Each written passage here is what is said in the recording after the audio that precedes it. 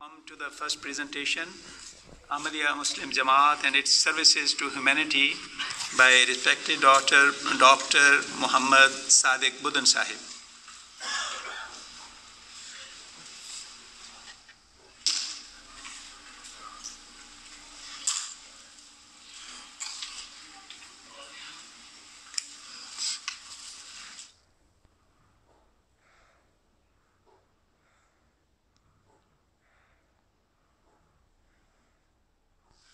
Assalamu alaikum wa rahmatullahi wa barakatuh.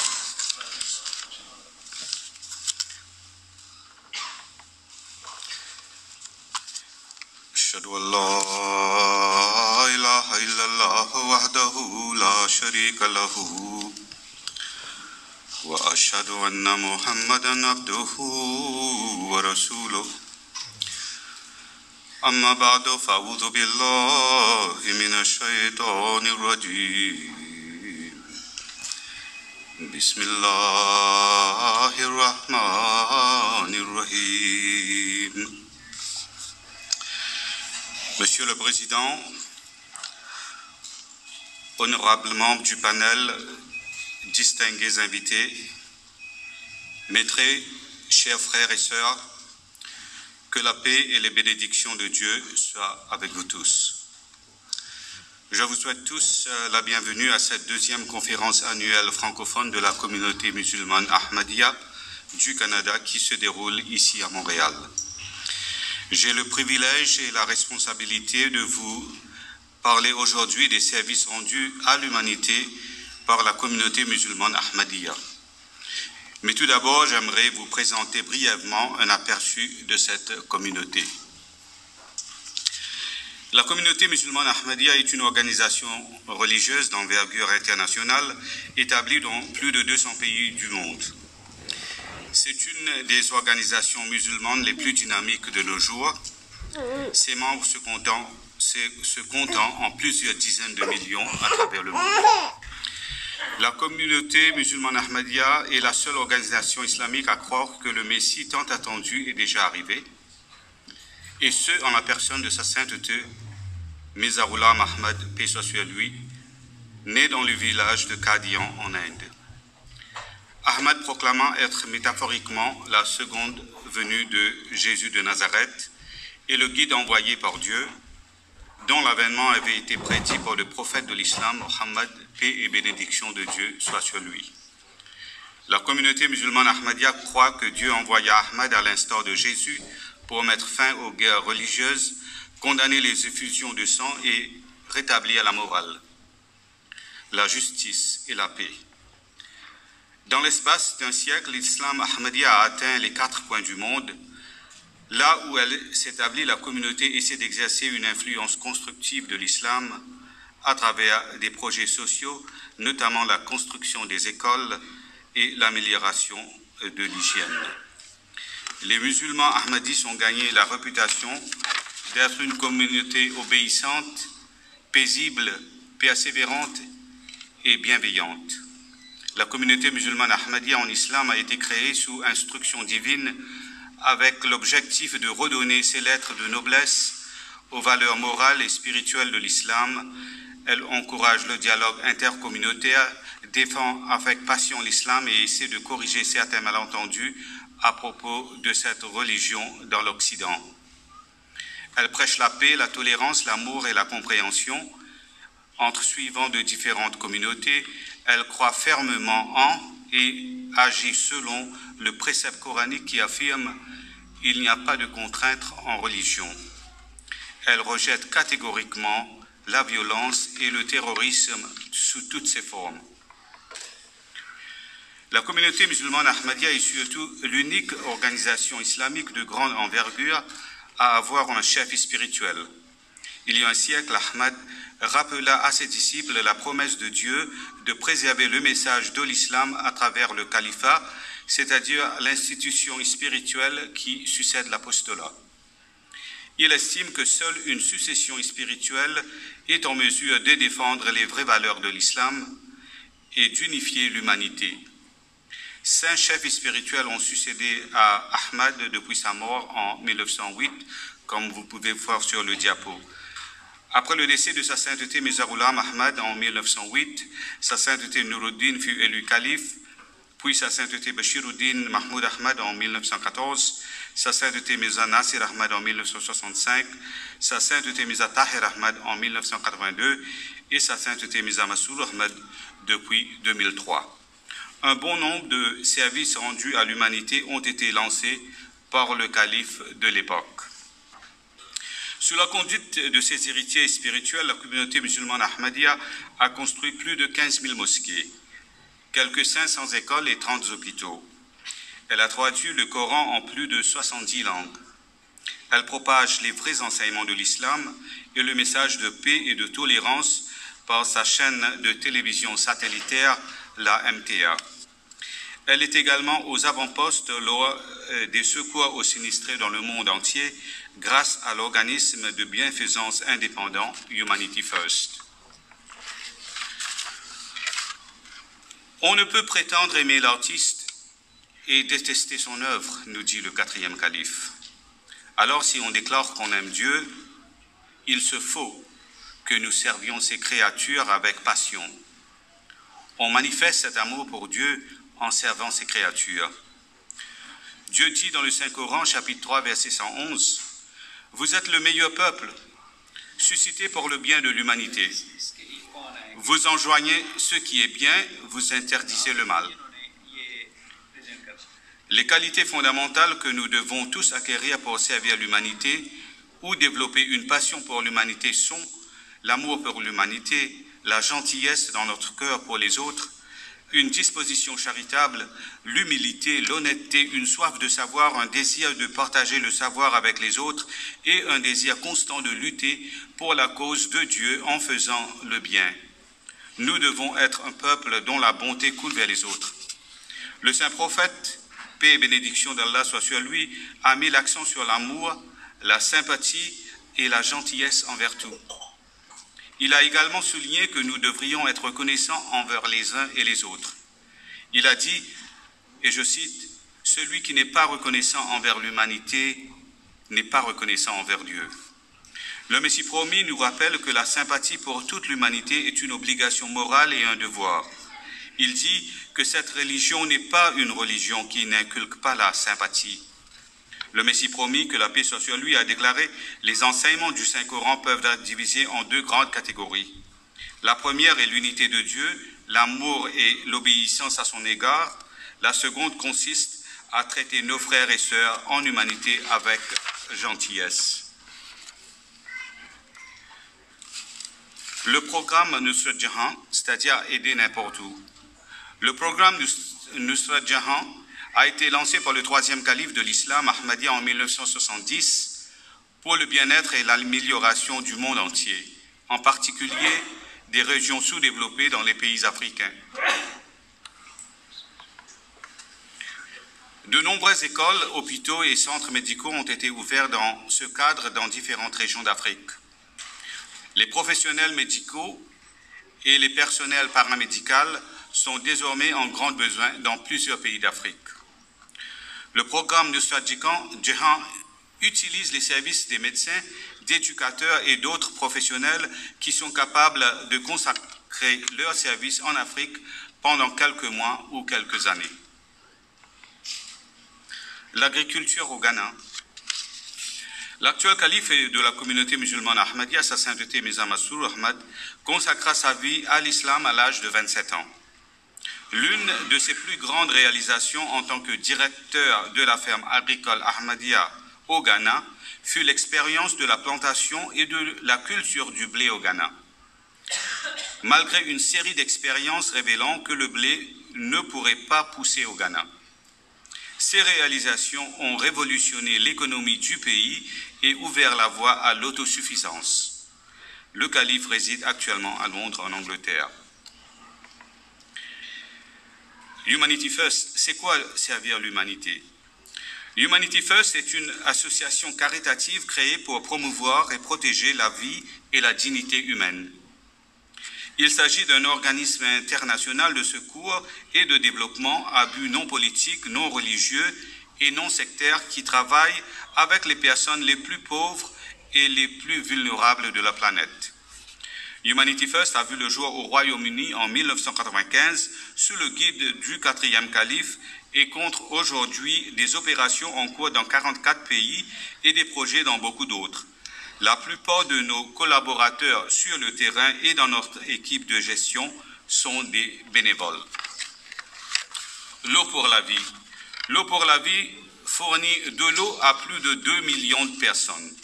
L'eau est essentielle pour la vie et pourtant plus de 30% de personnes dans le monde n'ont pas accès à l'eau potable. Ces facteurs conduisent à la maladie et de plus en plus de décès prématurés. En Afrique subsaharienne et certaines régions d'Asie, les femmes parcourent des kilomètres pour obtenir de l'eau de mauvaise qualité pour leur famille. Humanity First estime que l'accès à l'eau potable est un droit et non un privilège. Le programme L'eau pour la vie d'Humanity First veille à ce que les villageois reçoivent un approvisionnement durable en eau propre. Humanity First travaille avec plusieurs partenaires, y compris le WaterAid, Oxfam, Aquabox et l'Association internationale des architectes et ingénieurs hamadistes. L'approche et la technologie utilisée varient selon le contexte, la grandeur, la disposition de la population et la nature de la géographie sous-jacente. Avant l'intervention de Humanity First dans de nombreux villages, le bétail et les habitants utilisaient l'eau de la même source. Cela a maintenant commencé à changer avec le programme Eau pour la vie. L'eau a des pompes à main. L'Afrique et l'Asie ont de nombreux villages ruraux où la population est comprise entre 300 et 1000 personnes. Pour ces zones, l'investissement dans les systèmes de filtration lourds n'est pas économique. Humanity First remet à neuf de nouveaux puits en utilisant de nouvelles technologies provenant de l'Inde et d'Allemagne. Jusqu'à présent, plus de 430 pompes manuelles ont été installées dans 12 pays et desservent plus de 400 000 personnes. Humanity First travaille avec l'Association internationale des architectes et ingénieurs hamadistes sur des nouvelles solutions innovantes utilisant l'énergie solaire pour pomper l'eau dans un réservoir de gravité. Sur cette diapo, nous voyons une équipe canadienne qui a fait don de quelques pompes à eau à leurs frères et sœurs africains. Nourrir un village. Le projet Nourrir un village a été mis en place pour aider les populations les plus pauvres pendant de nombreuses années. Des millions de personnes vivent en dessous du seuil de pauvreté et sont pris dans un cercle vicieux de pauvre éducation, potentiel de gains limité, de mauvaise alimentation et de mauvaise santé. Le projet Nourrir un village a été mis en place pour aider les populations les plus pauvres pendant de nombreuses années. À la suite d'une catastrophe naturelle, Humanity First fournit des colis alimentaires aux victimes pour les aider à survivre pendant quelques semaines. Sur une base à long terme, Humanity First aide aussi les plus vulnérables, notamment les malades. Nourrir une famille a été mise en place dans les régions les plus pauvres d'Afrique subsaharienne, comme la Gambie, la Sierra Leone, Mali, Burkina Faso, Libéria, Côte d'Ivoire, Sao Tomé, Togo et Bénin. Connaissance pour la vie. Le projet Connaissance pour la vie a assisté plus de 30 000 enfants à travers le monde. Il y a beaucoup d'enfants dans les régions les plus pauvres du monde qui n'ont pas d'éducation scolaire et leur établissement d'enseignement manque d'équipement. Humanity First a construit et dans certains cas fait fonctionner des écoles en Gambie, Pakistan et Sierra Leone. Humanity First a également fourni des ressources éducatives aux écoles et aux étudiants les plus démunis en Haïti, Macédonie, Sao Tomé, Ouganda, Indonésie, Burkina Faso, Bénin et de nombreux autres pays. Nouvelle école.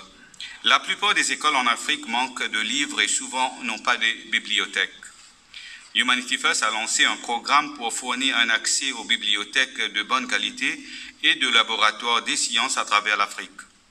Déjà, des ouvrages de référence en anglais à travers une série de sujets ont été expédiés aux écoles en Sierra Leone et en Gambie pour un bon nombre des écoles secondaires. Vous voyez ici sur ce diapo une école récemment construite à Obaladan dans le cadre du programme Connaissance pour la vie. Ce projet a été financé par les aînés de la communauté musulmane ahmadiste du Royaume-Uni. Oh, ça ne bouge pas là. Programmes médicaux. Le projet médical de Humanity First vise à soutenir les services de santé locaux en utilisant son réseau international de cliniciens bénévoles afin d'améliorer la qualité de la prestation des soins. Humanity First croit au transfert de compétences médicales dans le monde en développement afin de prévenir des accidents médicaux et améliorer la santé de la population d'une manière durable. Dont de la vue, offrir une gamme de soins pour prévenir la cécité, incluant l'éducation, l'assainissement, la nutrition, la prescription de lunettes et la chirurgie de la cataracte. Des millions de personnes souffrent d'une mauvaise vue ou même de cécité parce qu'ils n'ont pas une alimentation décente. L'assainissement des lunettes ou l'accès à la simple chirurgie. L'hôpital Nasir, Guatemala. Le 23 octobre 2018, Sa Sainteté Mirza Masroor Ahmad, 5e calife et chef mondial de la communauté musulmane Ahmadiyya, a prononcé le discours principal lors d'une réception spéciale à l'occasion de l'inauguration historique de l'hôpital Nasir, un projet humanitaire de grande envergure de Humanity First. 800 dignitaires et invités représentant 20 pays ont assisté à la réception qui s'est tenue à l'hôpital situé à Zacatepéquez au Guatemala.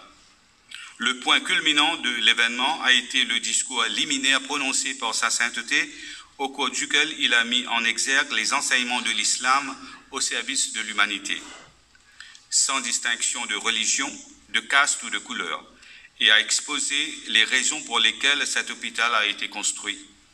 Au cours de son allocution, Sa Sainteté a noté que l'événement avait manqué une occasion extrêmement significative dans l'histoire de la communauté musulmane Ahmadiyya. Humanity First venait d'inaugurer son premier hôpital dans les Amériques.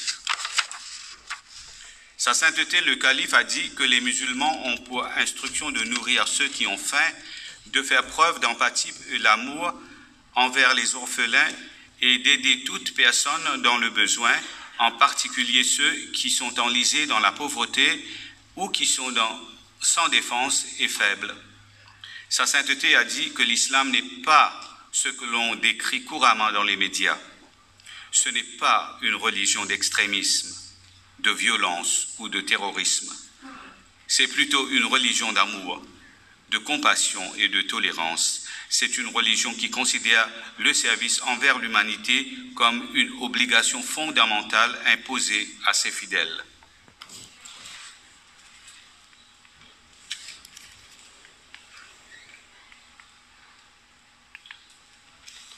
Apprendre un métier. Humanity First a établi le projet Apprendre un métier pour fournir à bon marché ou subventionner des formations professionnelles pour les personnes les plus vulnérables dans le monde. Le cycle de la pauvreté se perpétue lorsque les communautés les plus pauvres n'ont pas de compétences et sont limitées pour un potentiel de gain. Ce cycle conduit à la malnutrition et aux problèmes sociaux. Humanity First a mis en place 6 centres de couture à Burkina Faso, Mali, Sierra Leone et le Bénin. C'est le programme le plus populaire chez les femmes où on enseigne la couture de base et avancée avec la broderie. Des événements comme les catastrophes naturelles et les conflits régionaux ont un impact sur les infrastructures locales, mais le plus lourd tribut est payé par les enfants qui sont orphelins. Il y a plusieurs situations où les orphelins ont été emmenés à l'étranger, mais à notre avis, dans la plupart des cas, il est préférable de leur fournir des soins de bonne qualité dans leur pays d'origine en maintenant des liens avec leur famille et leur permettre à l'âge adulte d'être plus confiants, quel que soit l'endroit d'où ils viennent, et armés des compétences nécessaires pour s'épanouir. Sans puits pour le Malawi. Le Malawi est l'un des pays les plus pauvres et moins développées d'Afrique. La population vit principalement dans les zones rurales où l'accès aux besoins essentiels de la vie, tels que l'eau, les soins de santé et l'assainissement, est limité et mal géré. Le Malawi a connu la pire sécheresse prolongée de son histoire qui a aggravé la situation de l'eau dans le pays. En construisant des puits d'eau dans les villages défavorisés du Malawi, ce projet fournira un accès à une eau potable, propre et salubre, et renforcera également le développement social et économique des ménages bénéficiaires. Et quelques actions d'Humanity First. Ici, vous voyez, suite au cyclone Noël survenu à Haïti en 2007, Humanity First France a envoyé une délégation sur place pour une mission humanitaire avec un programme de distribution de produits alimentaires et d'hygiène.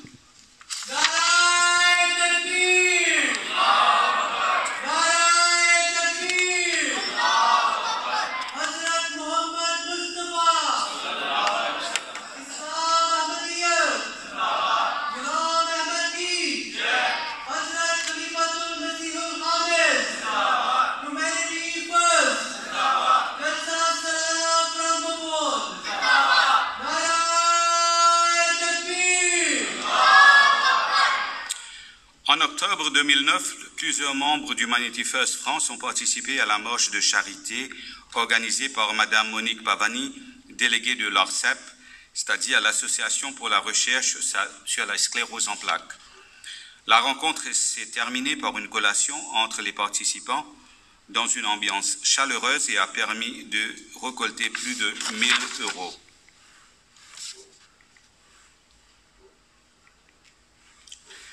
Durant le mois d'avril 2013, un membre de Humanity First France, M. Moussa Soumaré, s'est rendu dans la ville de Dakar, au Sénégal, afin de proposer un projet à réaliser sur place. Après concertation avec le responsable de Humanity First Sénégal, il a été décidé de procéder à l'électrification d'une école primaire dans le village de Guinguinéo, région de Kaolack. Ce projet a permis à 155 élèves et 8 personnes du corps enseignant de bénéficier de l'électricité. Après la terrible sécheresse qui a sévi en juillet 2011 en Afrique de l'Est, Humanity First International s'est mobilisé pour récolter la somme de 750 000 $.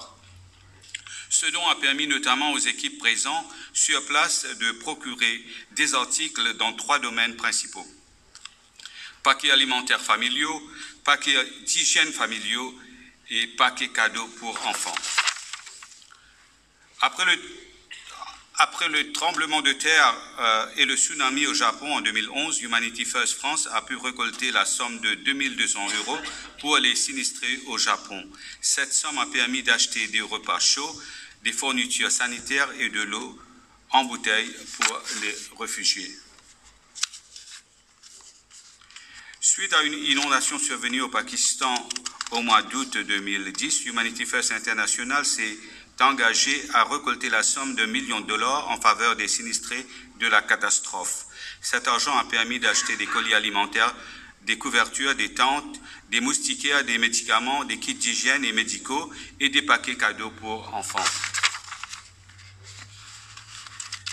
Suite au séisme survenu en Haïti en 2010, Humanity First International s'est mobilisé pour récolter de l'argent afin de venir en aide aux sinistrés de la catastrophe. Ces fonds ont permis de soutenir les frais au niveau des actions organisées par les équipes d'Humanity First venant des États-Unis, du Canada et du Royaume-Uni. En 2009, la ville d'Abidjan a subi une catastrophe suite à des pluies diluviennes qui ont causé des dégâts importants et entraîné malheureusement des pertes de vies humaines et en biens matériels au niveau de 2 communes, Atekoubé et Abodo. Suite à ce drame, Humanity First France a envoyé 700 000 francs CFA à l'Humanity First Côte d'Ivoire. Cette somme a permis d'acheter des produits alimentaires et d'aider financièrement plusieurs familles.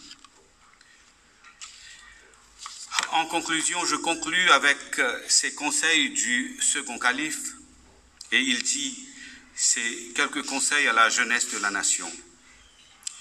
Il dit, ô tendre plante de la nation, j'ai quelque chose à vous dire, pourvu ce que je vous dis ne soit pas oublié.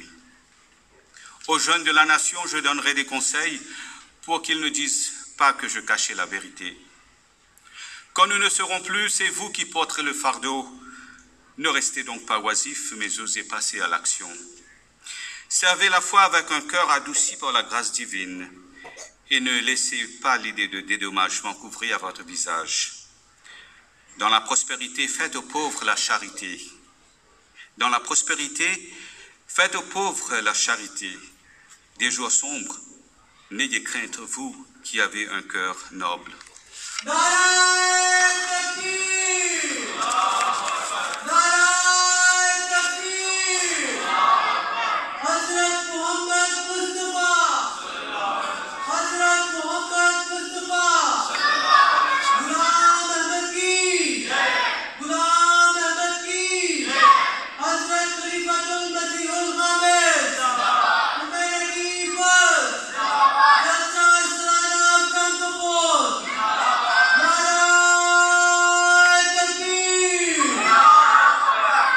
وآخر دعوانا أن الحمد لله رب العالمين.